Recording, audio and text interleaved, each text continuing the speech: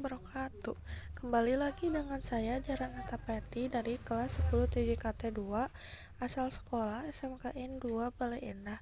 Di sini saya akan membahas tentang networking model.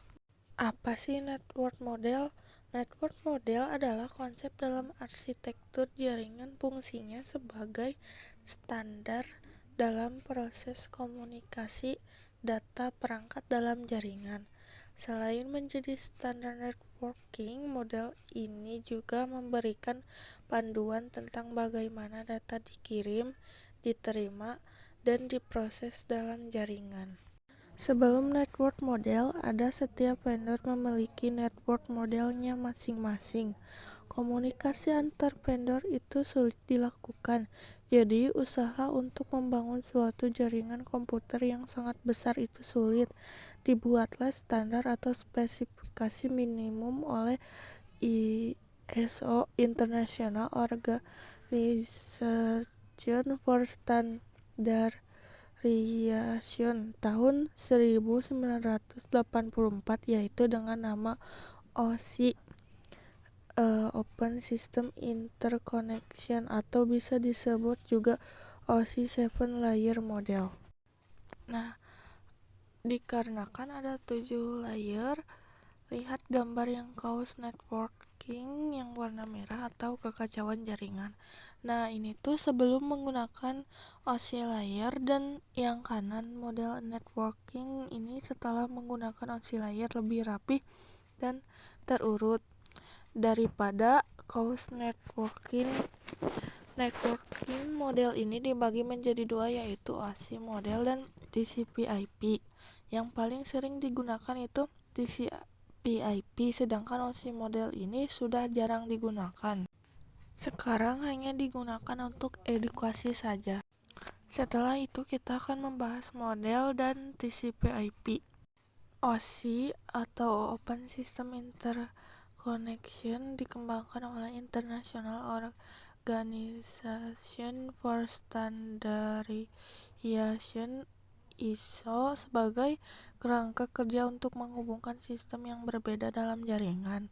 OSI model memecah proses komunikasi menjadi 7 lapisan, dari fisik hingga aplikasi, untuk memberikan standar komunikasi yang konsisten.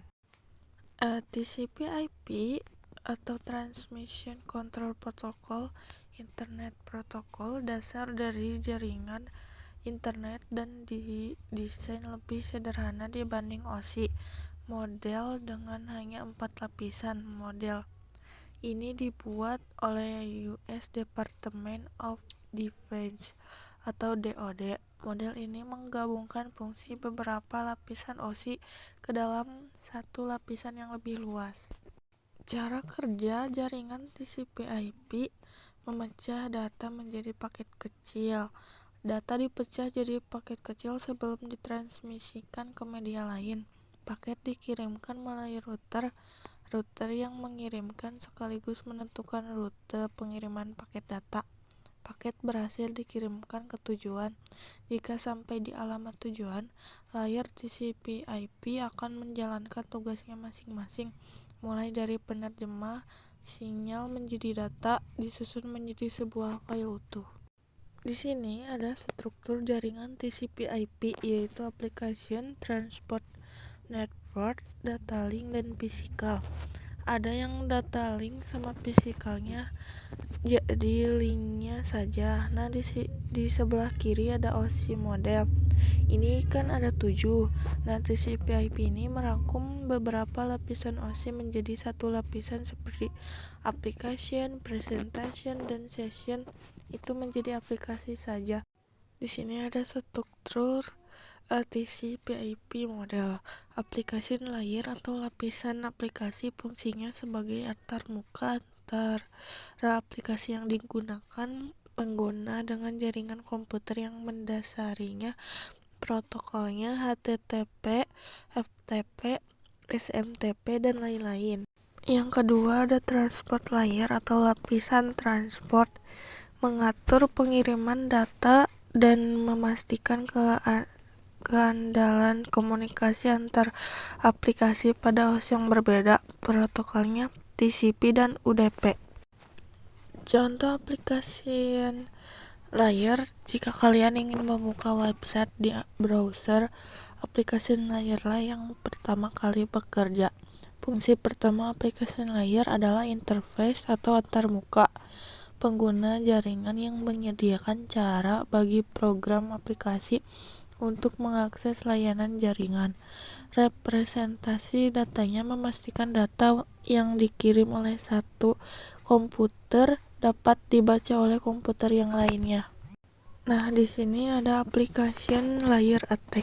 Ini merupakan jenis serangan cyber yang secara khusus menargetkan pintu depan atau fitur-fitur dari sebuah aplikasi atau layanan web. Pertama, ada attacker. Ini tidak menyerang secara kasar, tapi dia mengirim permintaan atau request yang menyamar supaya terlihat seperti pengunjung website biasa. Selanjutnya, permintaan ini masuk ke IPS atau firewall karena serangannya rapi dan mirip user asli. Seringkali sistem keamanan ini tertipu dan membiarkan penyerang lolos masuk ke dalam sistem. Nah, begitu sampai di web server ini, si penyerang mulai bikin kacau. Dia bakal minta data dan yang banyak banget sampai servernya capek. CPU atau RAM-nya jadi penuh dan akhirnya websitenya jadi macet atau down. Tujuan akhirnya biasanya adalah database. Di sini penyerang mencoba mencuri data penting dengan cara menyisipkan perintah jahat lewat aplikasi tadi. Di sini ada TCP, UDP, dan TCP/IP.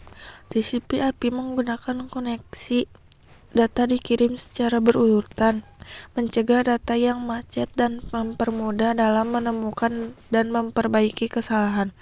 Negatifnya, terdapat banyak komunikasi dua arah antara kedua pihak sehingga butuh waktu yang lebih lama. UDP tidak berbasis koneksi tanpa pengenal atau nomor urut, tidak mengkoreksi kesalahan pengirim dan tidak peduli apabila paket hilang. Positifnya, UDP mengirimkan data jauh lebih cepat daripada TCP. Berikutnya adalah TCP/IP berfokus pada fungsionalitas dan efisiensi dibandingkan OSI model dengan fungsi utamanya menyesuaikan standar komunikasi dalam jaringan dan internet, mengurangi kompleksitas dengan menggunakan beberapa lapisan OSI, menyederhanakan protokol dengan hanya menggunakan 4 lapisan inti. Network layer atau lapisan jaringan, proses di mana setiap perangkat komputer diberikan identitas berupa IP address. Pemberian IP address berperan sebagai alamat yang berguna untuk mengkoneksikan sejumlah perangkat dalam jaringan. Selain itu, IP address juga dapat mencegah terjadinya kesalahan alamat ketika dilakukan pengiriman paket. Network layer. Untuk network layer hanya terdapat satu contoh, yaitu IP. IP menyediakan dua fitur yang sangat penting, yaitu addressing untuk menangani konektivitas dan routing sebagai pemilihan jalur. Setiap perangkat jaringan memerlukan alamat unik di jaringan. Data link dan physical layer. Data link mendefinisikan protokol yang dibutuhkan physical layer. Fitur pada data link layer ialah FCS, Frame Check Sequence, yaitu error detection mechanism, mendeteksi error tanpa recover. Addressing yang digunakan data link layer adalah MAC address. Physical layer mendefinisikan caching pada suara jaringan komputer. Encapsulation dan decapsulation. Encapsulation adalah proses membungkus data dengan informasi tambahan header saat data bergerak turun dari lapisan atas ke bawah. Decapsulation itu proses membuka bungkus data dan membaca informasi saat data bergerak naik dari lapisan bawah ke atas di sisi penerima.